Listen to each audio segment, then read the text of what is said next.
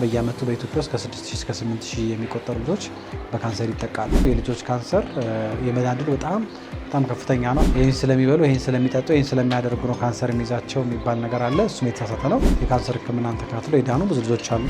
ደም በጣም አስፈላጊ ነው። በዚሁ አጋጣሚ ሰዎች ደም ሊለግሱ ይገባል። ግን ከአቅርቦቱና ከሚፈለገው አንጻር ስቲል አሁን የለም ሳይሆን መቆራረጦች አሉ።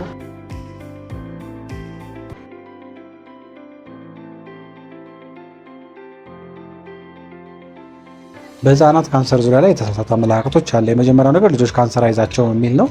የመጀመሪያው መስተካከል ያለበት ልጆች ካንሰር በየትኛውም እድሜ እንግዲህ የህፃናት ወይም የልጆች ካንሰር የምንለው እስከ 18 ዓመት ድረስ ያሉትን ልጆች ላይ ሲከሰት ነው የህፃናት ወይም የልጆች ካንሰር ብለን የምንጠራው። ስለዚህ በዚህ ዙሪያ ላይ ልጆች ካንሰር ይዛቸዋል ልጆች አለን። በየዓመቱ በኢትዮጵያ ውስጥ ከ6000 እስከ 8000 የሚቆጠሩ ልጆች በካንሰር ይጠቃሉ። ሁለተኛው ነገር ደግሞ ካንሰር አይድንም የሚለው ነው። እሱም የተሳሳተ አመለካከት ነው። የልጆች ካንሰር የመዳን ዕድል በጣም ከፍተኛ ነው። አሁን ዓለም ላይ በደረሰው ቴክኖሎጂ 85% የልጆች ካንሰር መዳን ተችሏል። ኦልሞስት 100% የመዳን ዕድል ለማድረስ የሚቀሩ 15% ነው። ስለዚህ ይሄኛውም እንደዚሁ መታወቅ ያለበት ነገር ነው። ከዛ በተጨማሪ ሌላኛው መታወቅ ያለበት ነገር ይህን ስለሚበሉ፣ ይህን ስለሚጠጡ፣ ይህን ስለሚያደርጉ ነው ካንሰር የሚይዛቸው የሚባል ነገር አለ። እሱም የተሳሳተ ነው። የካንሰር እንደ ከአዋቂዎች አንዱ የሚለየው የልጆች ካንሰር ምንድነው? አጋላጭ የምንላቸው ነገሮች እምብዛም አይገኙም። አንድ እናት ልጄ ለምንድነው ካንሰር የያዘው ብላ ብትጠይቀን በዚህ ምክንያት ነው ብሎ ማንም መናገር አይችልም። ስለዚህ ካንሰር ይከሰታል። ሲከሰት እናውቀዋለን። ምን አይነት በሽታ እንደሆነ እናውቀዋለን። እንዴት እንደሚታከም እናውቃለን። የመዳን ዕድሉም ደግሞ ከፍተኛ ነው ማለት ነው። ከዛ በተጨማሪ ልጆች ካንሰር ከተያዙ በኋላ ወደፊት ህይወታቸው እንደ ሌሎች ልጆች አይሆንም የሚል ነው። የተሳሳተ ነው።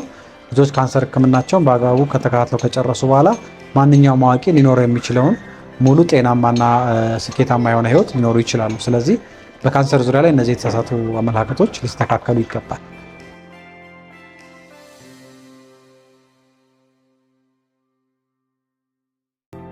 ካንሰር በጣም ይድናል ሳይሆን እንግዲህ እኛ እንኳን አሁን በተለያየ ከጥቁር አንበሳ ጀምሮ በቅዱስ ጳውሎስ በሌሎች ሆስፒታሎች ላይ የካንሰር ህክምናን ተካትሎ የዳኑ ብዙ ልጆች አሉን። አሁን ስራ የያዙ ዩኒቨርሲቲ ውስጥ ያሉ በዚህም በተለያየ ዓለም ያሉ ልጆች አሉ በካንሰር ተጠቅተው የዳኑ ማለት ነው። ስለዚህ መዳን ይችላል። ሌላኛው መታወቅ ያለበት ነገር ለመዳን የሚያስፈልጋቸው አንደኛ ኬሞቴራፒ የሚባለው ነው። የመድኃኒት በደም ስር በሚዋጥ በተለያየ መንገድ የሚሰጥ መድኃኒት አለ። የኬሞቴራፒ ህክምና ያስፈልጋቸዋል። ሁለተኛው ደግሞ የቀዶ ጥገና ህክምና ሊያስፈልግ ይችላል። እንደ ካንሰር አይነት ለምሳሌ ኩላሊት ካንሰር ከሆነ በካንሰር የተጠቃው ኩላሊት መውጣት ይኖርበታል። የጡንቻ ካንሰር ከሆነ ያ ቦታ ያበጠው ቦታ ላይ በሰርጀሪ መውጣት ይኖርበታል። ስለዚህ ቀዶ ጥገና ያስፈልጋል። ሶስተኛው የሚያስፈልገው የጨረር ህክምና ነው። የጨረር ህክምና ሁሉም አይፈልግም፣ ነገር ግን ያስፈልጋል ለሚባልባቸው የካንሰር አይነቶች ግን በጣም ፍቱን የሆነ ከፍተኛ የሆነ ለውጥ የሚያመጣ ህክምና ነው፣ የጨረር ህክምና ነው። አልፎ አልፎ የተወሰኑት ምናልባትም ከ15 እና ከ20% የማይበልጡ ደግሞ ንቅለ ተከላ ወይም ደግሞ ቦን ማሮ ትራንስፕላንት የምንለው ነገር አለ። ስለዚህ ከአራቱ ህክምናዎች 3ቱ ህክምናዎች በእኛ በኢትዮጵያ ውስጥ የሚያገኝ ነው። ለጊዜው የንቅለ ተከላ ህክምና ገና አልጀመርንም። ሌላኛው ደግሞ ከነዚህ ከመድኃኒቶቹ ባልተናነሰ ሰፖርቲቭ ኬር የምንለው ወይም ደግሞ ድጋፍ ሰጪ ህክምና የምንላቸው አሉ። እነዚህ ድጋፍ ሰጪ ህክምና የምንላቸው አንደኛ የደም ነው። ደም በጣም አስፈላጊ ነው። በዚሁ አጋጣሚ ሰዎች ደም ሊለግሱ ይገባል። የደም አቅርቦት ከሌለ በተለይ ከደም ካንሰር ጋር የተገናኙት ነገሮች ለማከም በጣም እጅግ አስቸጋሪ ነው የሚሆነው። የደም አቅርቦት ያስፈልጋል። ጥሩ የሆነ የኑትሪሽን ሰርቪስ ወይም ደግሞ የስነ ምግብ እንደዚሁ አገልግሎት ማግኘት ይኖርባቸዋል። ሳይኮሶሻል ሰፖርት ወይም ደግሞ የስነ ልቦናና የማህበራዊ ድጋፍ ያስፈልጋል። ይህ ማለት ምንድነው? በተለያየ መንገድ የስነ ልቦና የድጋፍ የምክር አገልግሎት በርቱ፣ ጠንክሩ የሚል እንደዚሁ የሚያደራጃቸው ነገር ያስፈልጋቸዋል። እንደዚሁም ደግሞ ፔይን ሜዲሲን ወይም ደግሞ ህመም ደስ የማይል ስሜት ሊሰማቸው ስለሚችል ከዛ ጋር ተያይዞ የማቅለሽለሽ ከሌሎችም ነገሮች ይኖራሉ። ያንን ተከትሎ ከዛ ጋራ ድጋፍ የሚያደርግላቸው ህክምና አብሮ ጎን ለጎን ያስፈልጋል እና በብዛት እነዚህ ህክምናዎች አሁን ባለው በኢትዮጵያ ህክምና የካንሰር ህክምና ውስጥ ያሉ ስለሆኑ አብዛኞቹ የካንሰር በሽታዎች ኢትዮጵያ ውስጥ አሁን ባለው ህክምና መዳን ይችላሉ።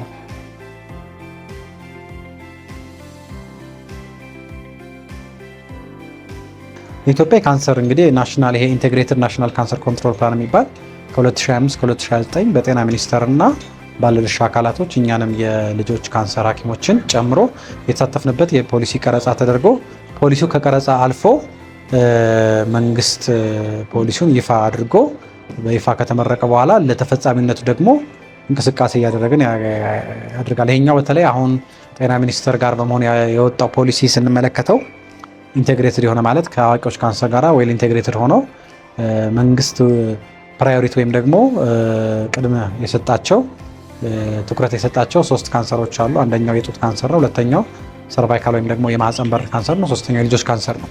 ስለዚህ ፕራዮሪቲ ተሰጥቶበት በጤና ፖሊሲው በካንሰር ፖሊሲ ተካቶ የተሰራበት መንግስት ከፍተኛ ትኩረት ሰጥቶ የሰራበት ያለው ነገር ነው ይሄ የልጆች የካንሰር ሕክምና። እሱ ብቻ ደግሞ ሳይሆን ለተግባራዊነቱ የእኛንም የኢትዮጵያ የህፃናት የደምና ካንሰር ማህበር ጨምሮ ሌሎችም ባለድርሻ አካላቶች አንድ ላይ በመሆንን በልጆች ላይ 7 ስትራቴጂክ ኦብጀክቲቭስ አስቀምጧል። ለምሳሌ አንደኛው 80% የኢትዮጵያ ህዝብ በ2029 ዓ.ም ስለ ካንሰር ግንዛቤ ሊኖረው ይገባል የሚል አለ። አንድ የግንዛቤ ስራ አሁን ማህበሩ በስፋት እየሰራ ያለው እና እናንተ ሚዲያም ጭምር ከእናንተ ከሚዲያ ባለሙያዎች ጋር በመሆን እየተሰራ ያለው አንዱ ይሄ የግንዛቤ ማስጨበጫ ነው። ሌሎችም እንደዚሁ ኦብጀክቲቭዎች በጤና ኬላና በጤና ጣቢያ ላይ ያሉ የጤና ባለሙያዎች የልጆች ካንሰርን አውቀው በቶሎ በካንሰር ህክምና የሚሰጥባቸው ተቋማት ላይ ሪፈር እንዲያደርጉ የተዘጋጀ ያለ ማኑዋል አለ ወይም ደግሞ ዶክመንት አለ። ያን ዶክመንት ጤና ሚኒስቴር ከኛ ከኢትዮጵያ የደምና ካንሰር ማህበር ጋር በመሆኑ እያዘጋጀ ያለ ነው ማኑዋል ጋይድላይን አለ። ስለዚህ ሌሎችም ደግሞ እንደዚሁ ነው። በአጠቃላይ የዚህ የናሽናል ካንሰር ኮንትሮል ፕላን በ2029 አጠቃላይ የልጆች በካንሰር የመዳን ዕድላቸውን 60% መድረስ አለበት የሚል የዓለም አቀፉ የጤና ድርጅት ግሎባል ኢኒሺየቲቭ ፎር ቻይልድሁድ ካንሰር የሚል ሰርቫይቫል ጎል አለ 2030 ላይ በቃ ካንሰር 60% ሰርቫይቫል መድረስ አለበት የሚል ኢትዮጵያ ከነዚህ ይህንን ስምምነት ከፈረሙት ሀገሮች ውስጥ በመሆን ለዚህ ጎል እንግዲህ አብረን በጋራ በመስራት ላይ እንገኛለን።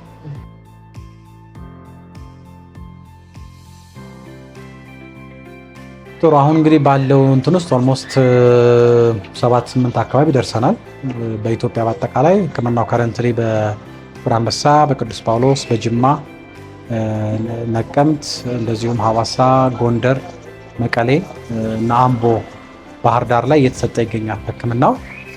ግን እነዚህ እንትኖች በቂ አይደሉም። በአመት ይሁን 8000 ልጆች ለሚታመምባት ሀገር በጣም በቂ አይደለም። ስለዚህ እቅዳችን ምንድነው ብዙ አሁን ያለውን እንትኖች ሰርቪሱን ኤክስፓንድ ለማድረግ በሐኪሙንም ነርሱንም ከዚህ ጋር የተያዙትንም ለማድረግ ሶሳይቲው ይሄ ናሽናል ፌሎሺፕ ፕሮግራም ወይም ደግሞ የትምህርቱን እንትን በቅርበት በመከታተል ብዙ ፌሎ ሐኪሞች እንዲገቡበት ጥረት እያደረግን ይኖራል። ሆፕፉሊ ኢን ዘ ካሚንግ ፊው ይርስ ብዙ ለውጥ ይመጣል ብዬ ተስፋ አደርጋለሁ።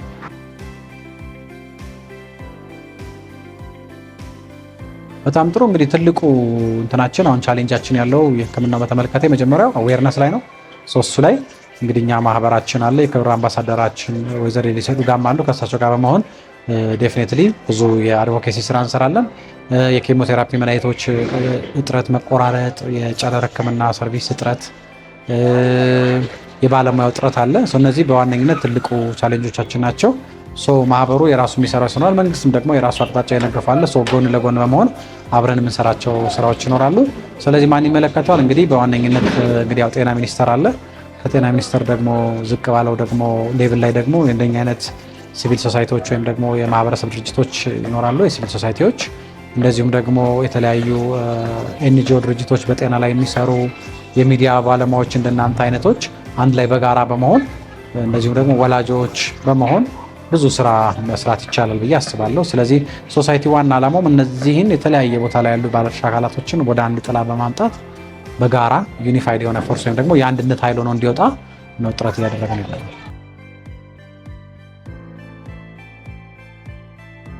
በብዙ መንገድ ተደራሽ ነው፣ ግን ከአቅርቦቱና ከሚፈለገው አንጻር ስቲል አሁን የለም ሳይሆን መቆራረጦች አሉ። የሆነ ጊዜ መኖር የሆነ ጊዜ መቆራረጦች አሉ።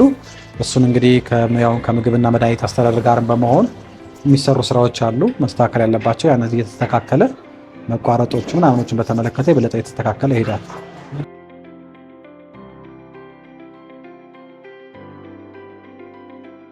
ዌል እንግዲህ በዋነኝነት ይሄ በተለይ ዳያግኖስቲክስና ትሪትመንቱን ወይም ደግሞ ምርመራ ለማድረግ የሚያስፈልጉ ነገሮችና ከዛ በተጨማሪ ደግሞ ህክምናው የሚሰጥባቸው አንዳንድ ህክምናዎች የሌሉ አሉ። ለምሳሌ ንቅለ ተከላ ለንቅለ ተከላ ሰው ሊሄድ ይችላል። አንዳንድ ምርመራዎች ስለሌሉ ለምሳሌ ፔት ስካን ሊሆን ይችላል። የዘረመል ምርመራዎችን በምትፈልገው ልክ አለማግኘት ለነዛ በማለት ነው ሰው የሚወጣው። ግን ምንድነው እነዚህ ምርመራዎች ወደ ሀገር ውስጥ ብናደርግና ይሄ በፐብሊክ ፕራይቬት ፓርትነርሺፕ ብናደርገው ለሀገርም ኢኮኖሚውን ሰፖርት ያደርጋል። ሀገሪቱም ደግሞ በውጭ ሀገር ህክምና ምክንያት ተይዞ የምታጣቸውን የሃርድ ከረንሲዎች ምናምኖችን ማለት መቀነስ ይቻላል እና ሞር ትኩረት ቢሰጠው ብዙ የሚወጣውን ሰው ሀገር ውስጥ በትንሽ ነገር በማድረግ ማከም ይቻላል ብዬ አስባለሁ። እንግዲህ ወደፊት እሱም ሌላ እንግዲህ የሚፈልግ እሺ ቴንክ ዩ አመሰግናለሁ።